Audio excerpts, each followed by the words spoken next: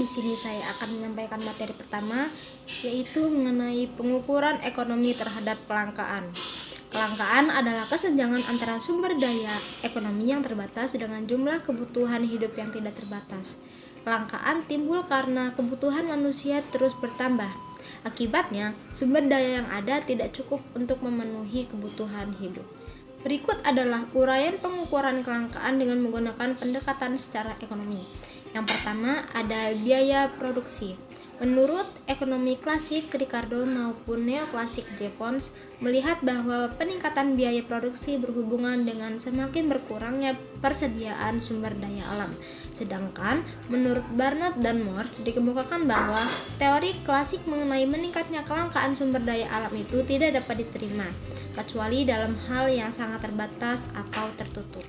Barnard dan Morse membuat hipotesis tentang kelangkaan sumber daya alam, yaitu bahwa sumber daya alam semakin langka bila yang pertama, biaya real persatuan output meningkat terus selama periode pengambilan, dan yang kedua, biaya komoditi yang diambil relatif lebih tinggi daripada biaya produksi komoditi lain, dan yang terakhir, harga komoditi yang diambil relatif lebih tinggi daripada harga komoditi lain. Ada beberapa alasan mengapa sumber daya alam tidak menjadi semakin langka, ialah yang pertama, adanya barang substitusi atau adanya barang pengganti. Yang kedua, adanya penemuan baru dengan dipakainya metode eksplorasi baru seperti metode geofisik, geokemis, dan satelit. Yang ketiga, peningkatan dalam impor mineral dan metal dari negara lain. Dan yang terakhir, adanya kemungkinan pemakaian ulang atau recycling. Sekian materi yang saya sampaikan, saya kembalikan kepada moderator. Harga barang sumber daya alam. Kelangkaan dapat dilihat dari harga barang sumber daya alam yang semakin naik maupun dilihat dari royalti atau rent. Adapun yang dimaksud dengan rent adalah harga barang satuan barang sumber daya alam dalam persediaan. Bila seseorang tertarik pada kelangkaan, maka rent lebih tepat. Tetapi bila ingin mengetahui banyaknya pengorbanan dalam memperoleh barang sumber daya alam, maka yang tepat adalah harga karena sudah mencakup biaya produksi dan rent. Brown dan Field menyatakan, 1. Biaya rata-rata atau biaya persatuan yang dipakai oleh Barnard dan Morse dalam mengukur kelangkaan sumber daya alam merupakan indikator yang meragukan karena hal-hal berikut. A. Dalam dunia yang berkembang terus, biaya rata-rata tidak dapat digunakan untuk mengukur kelangkaan yang meningkat atau bisa disebut berkembang terus, semakin karena tingkat teknologinya. B. Bahwa biaya persatuan tidak biaya memperhitungkan pengambilan sumber daya di masa datang. C. Biaya persatuan keadaan berkurangnya sumber daya alam tidak mencerminkan keadaan berkurangnya SDA.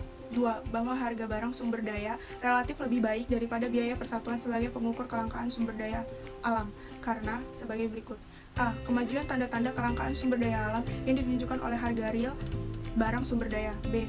Harga real tidak menunjukkan adanya kecenderungan semakin langkanya sumber daya alam yang memiliki sumber daya pengganti atau bisa disebut dengan substitusi. C. Harga meningkat ataupun berarti menunjukkan kelangkaan teknologi, mengalihkan real sumber daya dapat menurun yang berarti menunjukkan kelangkaannya. 3. Nilai sewa dari sumber daya alam atau rental rent atau nilai sumber daya alam di tempatnya ini lebih dapat nilai sewanya. Kelangkaan sumber daya alam daripada dua cara yang disebut sebelumnya. Ekonomi rent menggambarkan nilai sewa sumber daya meningkat pada umumnya dalam beberapa puluh tahun yang terakhir ini. Tetapi biaya produksi dan harga barang justru menurun, khususnya untuk harga kayu. Yaitu B. Nilai tambah dan pengambilan keputusan. 1. Nilai tambah. Terhadap kemungkinan di kemudian hari bahwa seseorang akan memanfaatkan adanya ketidakpastian, pemanfaatan masa depan dikaitkan dengan ketersediaannya dari lingkungan. Teori menjelaskan bahwa nilai pilihan lebih mungkin menjadi positif. Nilai total pemanfaatan. Nilai total pemanfaatan sebenarnya ditambah nilai pilihan. Nilai intrinsikik adalah nilai yang terkandung di dalam benda dan tidak mempunyai hubungan dengan manusia secara bersama. Nilai eksistensi, yaitu adalah nilai yang tidak solid sehingga tidak jelas bagaimana mendefinisikannya. Manfaat pengganti merupakan bagian dari nilai pilihan atau option value, yang dalam kasus ini adalah keinginan bisa melestarikan lingkungan untuk kepentingan orang lain, atau nilai eksistensi, yang dalam literatur dikenal sebagai nilai warisan atau yang bisa disebut dengan Bequest value. Perlu dicatat, nilai warisan itu tidak pasti. Ketidakpastian ini berbeda dengan ketidakpastian lingkungan. Masa depan yang membuat nilai pilihan menjadi positif bila diasumsikan bahwa memasukkan preferensi individu yang belum lahir atau generasi masa depan dapat dianggap absah. Ketidakpastiannya tentang preferensi disebut membuat nilai pilihan menjadi negatif. Nilai intrinsik sama dengan nilai eksistensi. Nilai ekonomi total sama dengan nilai pemanfaatan aktual ditambah nilai pilihan, ditambah juga dengan nilai eksistensi. Nilai pilihan sama dengan nilai pemanfaatan oleh individu ditambah nilai pemanfaatan. 3 hal penting yang perlu disadari, yaitu keunikan, ketidakpastian, dan tidak dapat diperbaruinya sumber daya alam. Yang kedua yaitu nilai ekonomi total. Nilai ekonomi total atau net merupakan penjumlahan dari nilai guna langsung, nilai guna tidak langsung, dan nilai non-guna dengan formulasi sebagai berikut. Net sama dengan nilai guna langsung plus nilai guna tidak langsung plus nilai pilihan plus nilai keberadaan.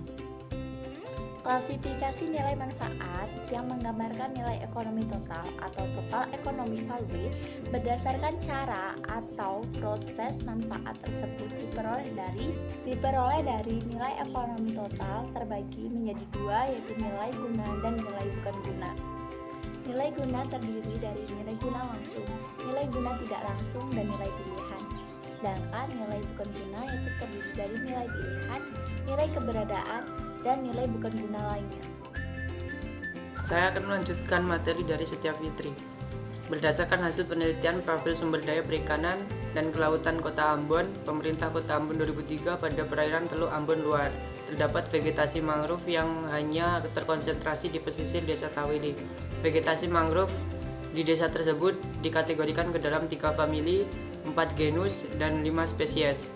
Ekosistem mangrove seringkali dianggap sebagai sumber daya milik umum yang dimanfaatkan oleh siapa saja tanpa memperhatikan aspek kelestariannya.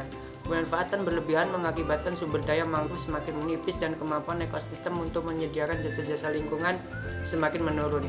Mengingat masih rendahnya penghargaan masyarakat lokal terhadap potensi hutan mangrove sebagai aset ekonomi, maka perlu dilakukan penilaian ekonomi terhadap banyak besarnya manfaat dan fungsi hutan mangrove. Penelitian ini bertujuan untuk mengetahui manfaat dan nilai ekonomi ekosistem hutan mangrove di kawasan Tawili dan mengkuantifikasi total nilai pemanfaatan dan nilai bukan pemanfaatan ekosistem hutan mangrove. Hasil penelitian dapat digunakan bagi masyarakat lokal dan pengelolaan kawasan mangrove sehingga memberikan manfaat maksimal.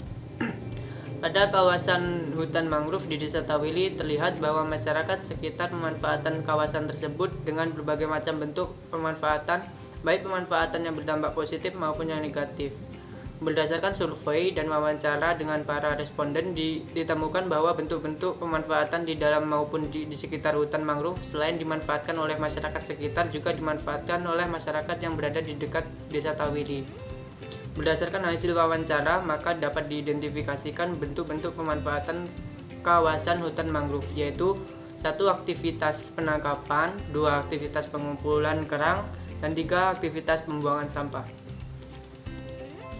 Manfaat langsung. 1. Manfaat langsung dari hutan mangrove Desa Tawili yang dimanfaatkan oleh masyarakat setempat terdiri atas 3 jenis manfaat, yaitu 1. Manfaat hasil hutan berupa kayu bakar, 2. Manfaat satwa berupa suwa-suwa dan kusu, dan 3. Manfaat penangkapan hasil perikanan yaitu kepiting, kerang, dan ikan. Berdasarkan analisis manfaat biaya tersebut dapat dilihat sebagai berikut. Manfaat tidak langsung. Manfaat ini meliputi manfaat fisik sebagai peredam gelombang dan manfaat biologis sebagai tempat penyedia pakan. Nilai manfaat fisik sebagai peredam gelombang diestimasi melalui pendekatan pembuatan Brick-Ritter. Nilai pembuatan Brick-Ritter dapat dilihat sendiri sebagai berikut. Berdasarkan dasar tersebut, maka dapat diperoleh nilai manfaat sebagai penyedia pakan alami dengan menganalisis produk kepiting dengan harga pakan dan kebutuhan pakan dan kepiting sehingga dapat dilihat nilainya. Manfaat pilihan. Nilai manfaat pilihan didekati dengan menggunakan nilai dan keanekaragaman hayati. Nilai keanekaragaman hutan mangrove di Indonesia adalah sebagai berikut, maka diperoleh nilai manfaat sebesar Rp425.040 per tahun. Manfaat eksistensi berdasarkan pendekatan penilaian dengan menggunakan CVM Contingent Valuation Method terhadap 28 responden, dapat diketahui bahwa nilai manfaat eksistensi keberadaan ekosistem hutan mangrove Desa Tawili adalah sebesar Rp1.329,85 hektar are per tahun, atau nilai manfaat eksistensi total Rp4.083.750 per tahun. Bisa dilihat dari nilai ekonomi total tersebut. Kesimpulan, manfaat ekosistem mangrove di kawasan Tawili terdiri atas manfaat langsung berupa hasil hutan, kayu bakar, manfaat satwa, soa-soa atau biawak kusu, dan penangkapan ikan, kepiting, kerang, dan ikan. Manfaat tidak langsung berupa breakwater dan tempat penyedia pakan, manfaat pilihan berupa nilai keragaman hayati, dan manfaat eksistensi yaitu nilai yang diberikan oleh masyarakat di lokasi penelitian. Kawasan tersebut hendaknya dimanfaatkan secara berkelanjutan sesuai fungsinya, manfaatnya, dan keberadaan ekosistemnya. Dengan demikian diperlukan para serta masyarakat dan pemerintah desa dalam pengelolaan dan pemanfaatan hutan mangrove agar memberikan manfaat yang lebih maksimal bagi masyarakat. Terima kasih, saya kembalikan kepada moderator.